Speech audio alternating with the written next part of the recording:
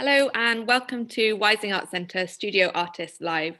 So we're here live every day this week from the 1st to the 5th of March at 3 p.m. and 5 p.m.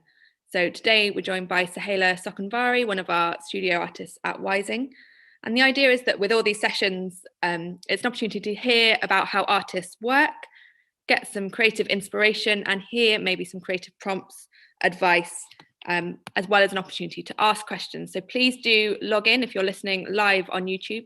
Please do log in to the chat and there you can write any comments and you can also have the opportunity to ask our artists any questions as we go along. And this is all part of Discover Creative Careers Week, where we're here finding out about how artists work and also different creative opportunities in the sector. So without further ado, let me hand over to Soheila, who's one of our studio artists here at Wising. Hello, Soheila. Hi, Lucy. Thank you so much. Good to see you. So did you want to share a bit about your practice? Yes, of course. First of all, I want to talk to you about the fact that I was born in Iran and I came to this country in 1978. And so my practice uses my family photographs from pre-revolution in 1979. And I use egg temper technique, which is a technique of mixing egg yolk with pigments, which are sourced naturally from earth. And this is because I'm an environmentalist and I'm a vegetarian, and I really care about how, environment is in peril, and I really want to use naturally sourced material which are safe to use and are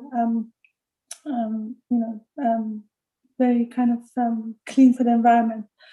And so these photographs are based on my family photographs. This is the size that they are, and quite small, about sort of A5 size, aren't yes, they?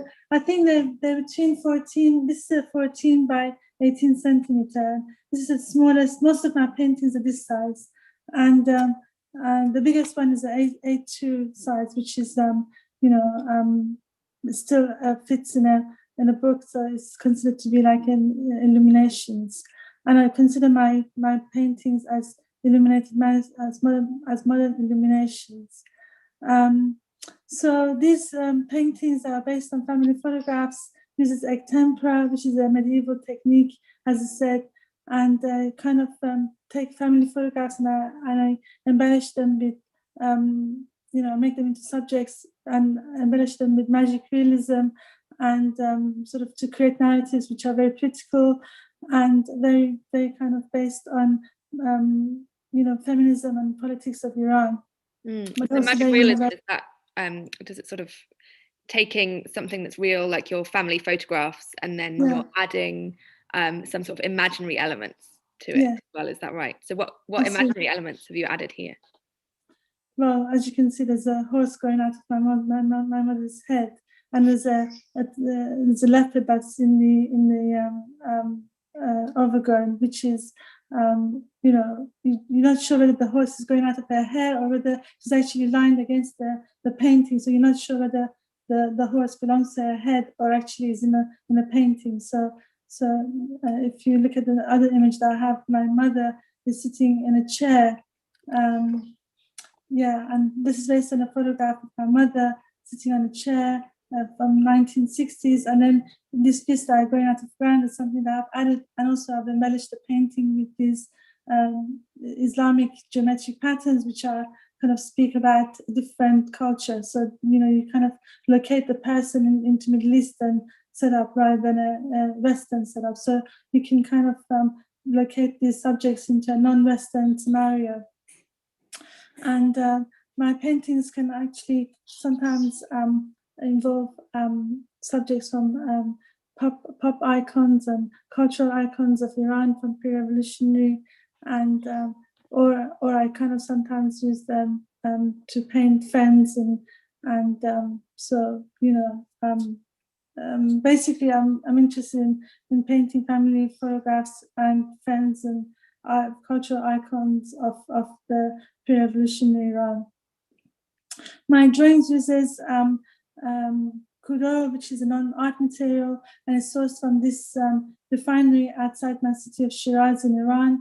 And the crude is actually a non-art material, and it's kind of, it makes petroleum, gasoline, plastic, nylon, and paint. So, this is the stuff that you put in your car, and it's very pungent and sweet smelling. And I kind of use that material to make my drawings with. And the drawings are actually based on, again, family photographs and mixed with news images and media images from pre-revolutionary Iran. And up here, I've collaged an image of myself with my father against the overthrowing of the Shah of Iran.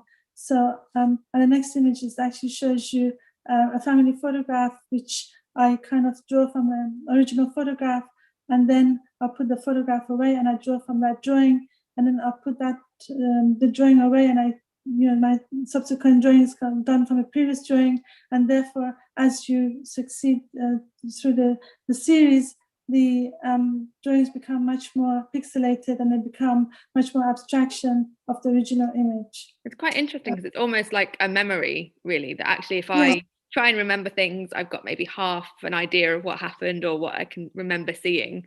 And so actually by copying your drawings over and over again, you're almost that.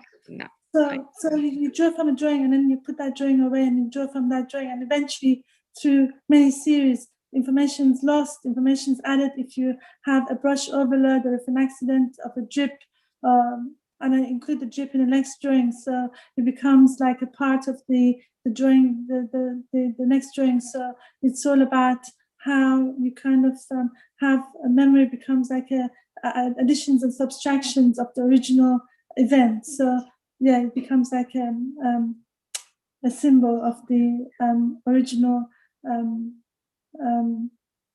event and memory. Yes. Yeah.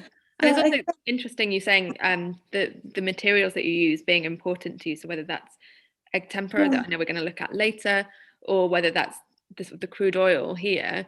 Yeah. And is that, do you have any idea where that idea came from? Well, I kind of wanted to, egg tempera is something that I've learned from the age of 4. My father was a miniature painter, and he taught me from age of 4 to grind pigments for him. So I was like his assistant. And I kind of felt like that's what Persian miniatures are actually made from. So that was something that was in my sort of heritage. And this is a medieval illumination, which shows you how a workshop used to function. You had a master who would do the painting, and you had an assistant who would make the paint for them. And this is the scenario I had my father. So I would be grinding pigment, but now I grind my own pigment and I do all the labor and stuff myself. But so this is the setup. And as a child, I used to be fascinated by manuscript illuminations, because they were quite bizarre. So I mean, as a child, I used to love these, paintings in medieval paintings of knights fighting snails or hares, sort of, doing some kind of bonkers things with soldiers or with knights. So I kind of find it, what I find fascinating about these paintings is the fact that the color, the vibrancy of the pigments actually stayed true after thousands of years. And I feel like if you use naturally sourced pigments, and if you make your own pigments, or if you buy pigments that are from ground up stones and from nature, actually what you make is something that will last forever, for thousands of years. And I've always been fascinated by that. And these illuminations are actually on vellum, which my paintings are actually on vellum as well. And vellum is a calf skin, which is animal skin, which is still made to this day. And that's what Magna Carta was written on. So it actually has this process which predates paper. And again, vellum is something that you can't destroy. So that's well, I mean, it's not that you can't destroy it. It takes a long time to degrade. So it's actually much better to for a long term. So you're using this really ancient technique of painting with egg and pigments that we'll chat about later, but that come from natural sources, and you're bringing it sort of right up to date as well. If we go back to sort of some of your images of your paintings as well, using really bright colors that presumably and that would stay like that for many years, and I think that's what I fancy about making paintings that would last for thousands of years. And because with industrially made paints, they would fade with time, or they would yellow with time, and acrylics would crack with because they're made out of plastic, and they will crack with many years in the future. So I really like the idea of linking my work with this process, which would mean longevity in my work. And the other thing you also touched on is sort of the environmental aspect as well of using those materials that actually could you explain a bit more about that? Yes, sure. So here you can see this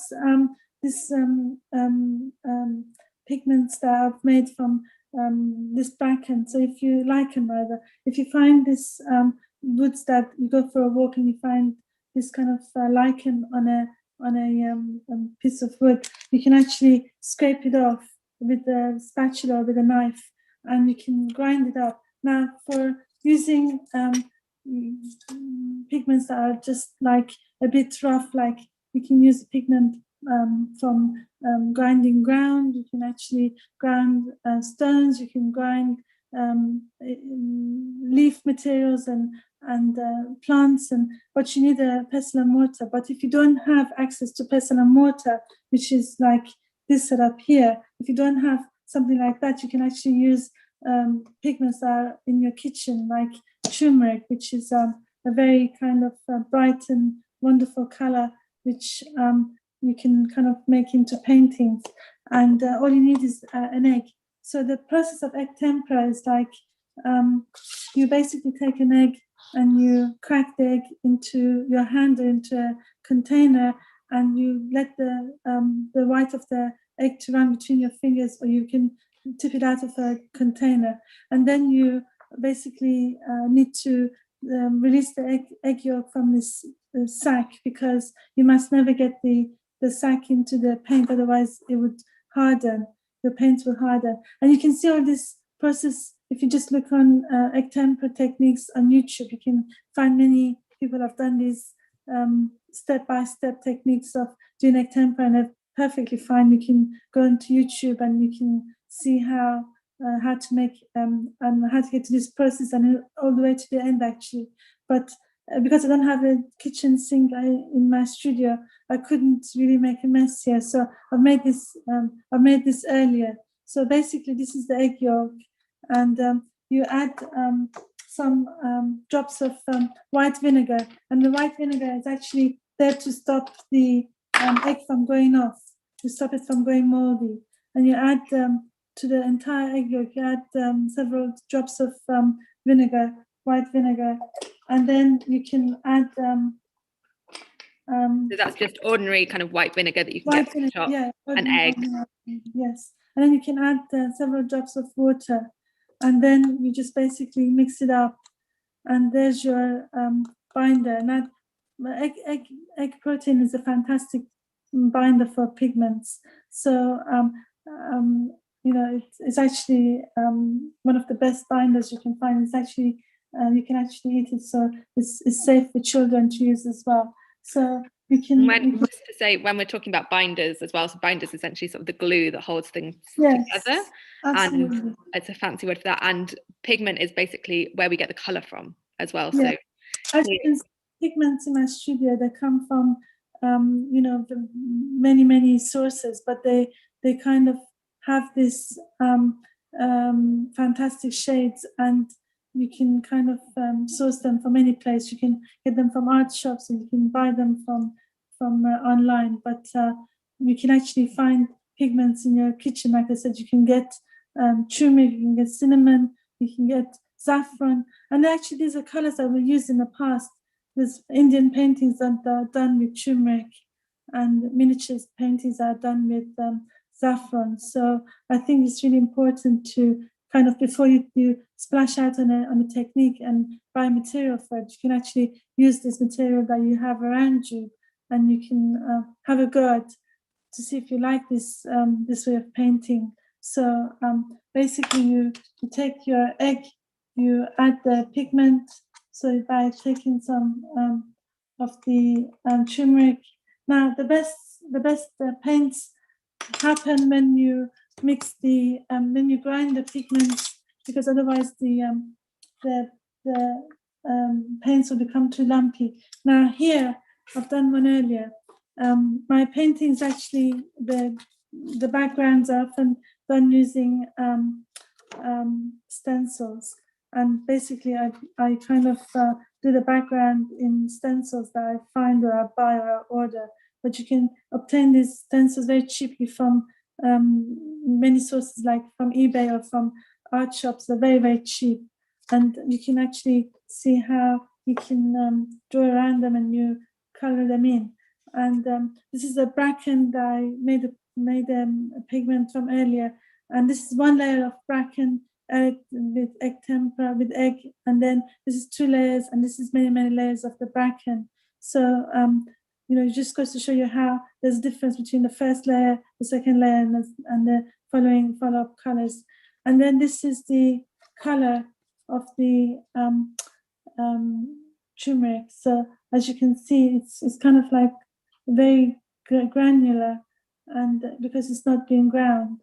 So this is, you can actually, I guess you could experiment with it as well and really create some quite bright colors from it, just using, so the kind of materials that you're using there are just, so the egg, the vinegar and the water to kind of create this binder. And then can you show us how you mixed your turmeric? And this is, I'm just going to show you this is the difference between making your own pigments and actually buying a pigment that's already fine, because then you can see how when you add to egg yolk, how fine it is, because it gives the egg actually gives it a very shimmering surface. So basically you add the egg with the turmeric, as I showed you earlier. You basically add the two together, and it becomes kind of like a paste, and then you mix it up very runny. You want it to become very runny, and then you can actually use, if you use pigments with gum arabic, you can make and water, you make watercolor. If you mix your pigments with egg tempera, with egg, you make it egg tempera. So you have many ways of using your colors. So basically you see this is actually a lot brighter than than you would imagine. So basically you can do this and I think like maybe technique or the surface maybe is interesting for you, because it has a very grainy surface, and maybe that's something you can use in your paintings. And are you what are you painting on there, Soheila? Are you painting on vellum, or are you on? No, this is on cardboard. It's just like a thick paper, so it's not even like it's an A4 ordinary cardboard paper, so it's not a very thick paper actually. So, so it's quite accessible if people just want to try and have a go and see. You could actually have a look and see, what you can find outside, whether that's bits of lichen. Even if you don't have a pestle and mortar, you could just mix it up. It might be slightly grainy, but to mix it, or see what herbs or spices you've got in your cupboard. You can make into a paste, can make into a painting. Anything like from, you can find bits of grass and you can sort of dry that.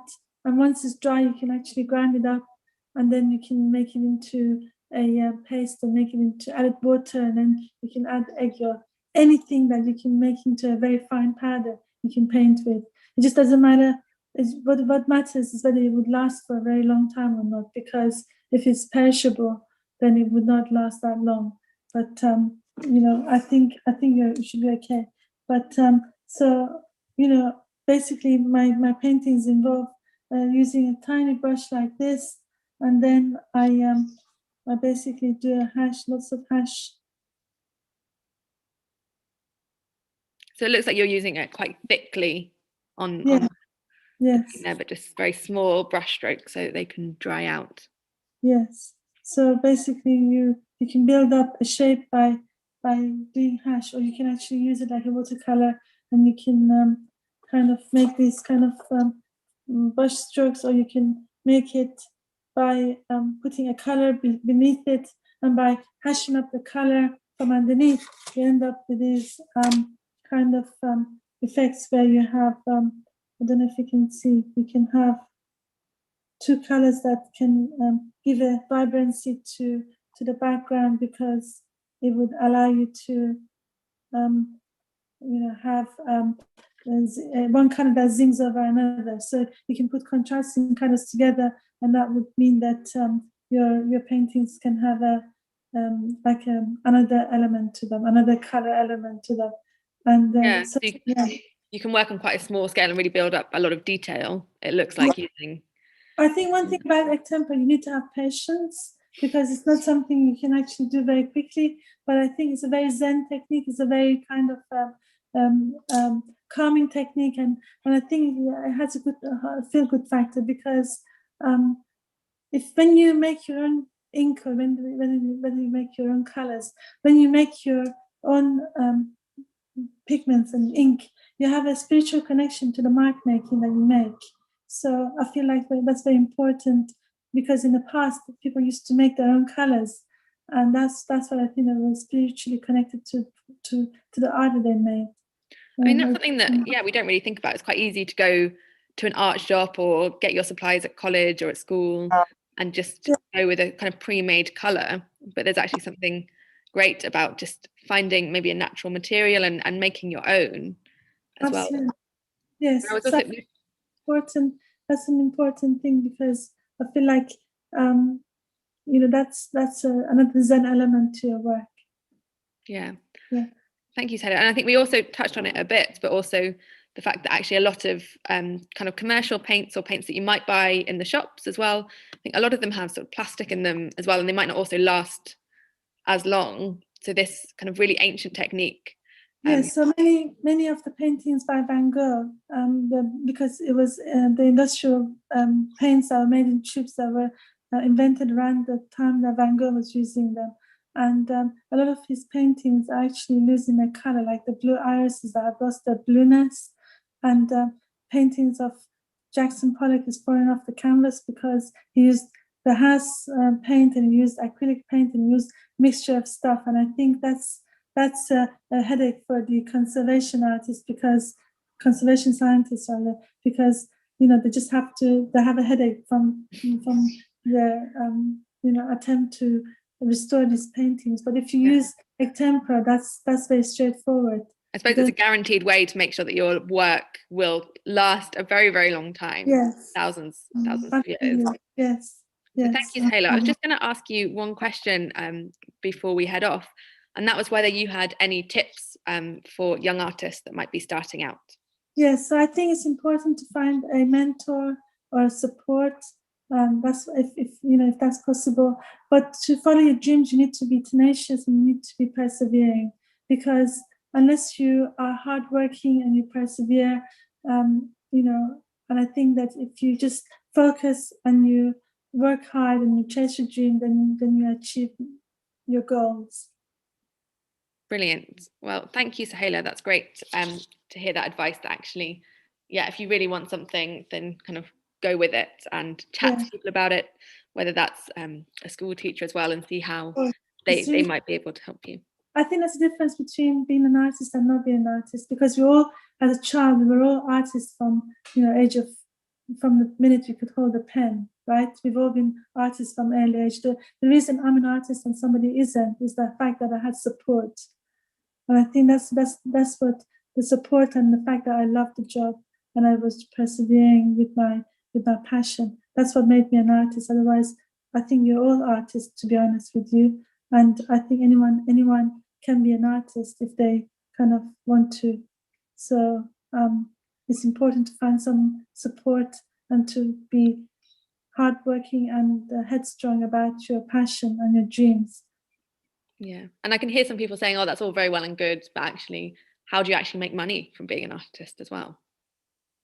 Well, I mean, money. Many ways you can actually, take a traditional technique, the traditional route of working and then doing art on the side. But I think if you really want to do something in your life, then if that gives you purpose in your life, then I think you do it. Doesn't matter how, and somehow things will work out. But it's really important to actually want to become an artist and not doing it because there's nothing else you can do.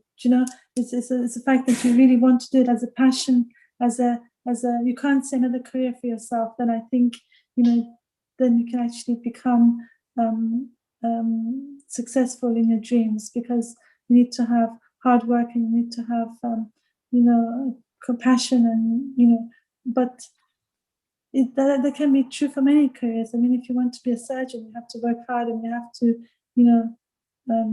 put your back into it, right? So that's very true. And it's also heartening to hear that actually there are ways to make it work as an artist as well. So for instance, I know that you sort of sell your work through galleries as well, and also work with galleries also kind of paying you to create new work for spaces as well. So there are ways to make it work. So thank you so much, Soheila, for joining us welcome. today.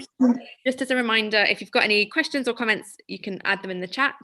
But we'll also be able to watch back this live stream with all the others on the wisingbroadcast.art site. And we are going live every day this week at 3 p.m. and 5 p.m. So do join us to catch the others later in the week. And it's all part of Discover Creative Careers Week. So giving you an insight into artists' careers, sort of how they work, their interests, and sparking some creative ideas and approaches as well. So thank you everyone for joining us, and I hope we'll see you again soon. And thank you to Thank you.